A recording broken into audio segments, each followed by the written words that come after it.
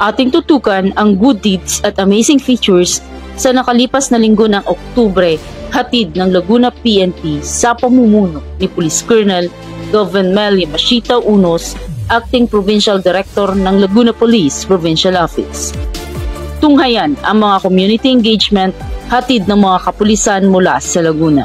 Sa pagragasan ng Bagyong Christine, marami sa ating mga kababayan, lalo na sa lalawigan ng Laguna, ang naapektuhan. Kaya naman, kabilaan ang ginagawang mga aksyon ng kapulisan sa lalawigan upang mapangalagaan ang kaligtasan ng mga Lagunense. Maaga pa lamang ay naghanda na ang mga kapulisan sa lalawigan ng Laguna.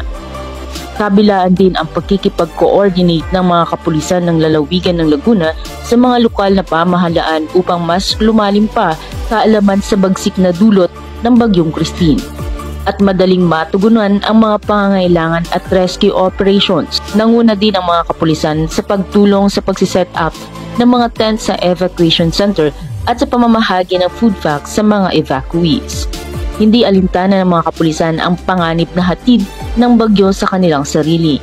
Mula umaga hanggang gabi ay ginagawa ang pagre-rescue at pagbabantay, masiguro lamang ang kaligtasan ng mga Lagunense. Naghandog din ng libreng sakay ang mga kapulisan sa mga Lagunense na naapektuhan ng Bagyong Christine.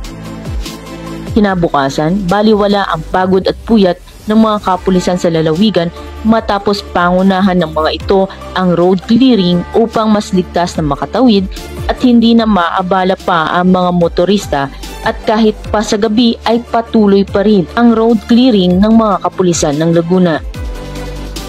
Ang Laguna Police Provincial Office sa pangunguna ng Provincial Director, Police Colonel Goven Melly Machita Unos, ay hindi mapapagod na maghatid ng serbisyo kahit pa kapalit nito ang sarili nilang kaligtasan.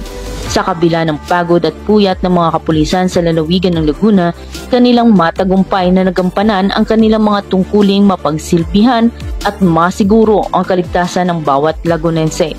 Dahil dito sa bagong Pilipinas, ang gusto ng pulis, ligtas ka.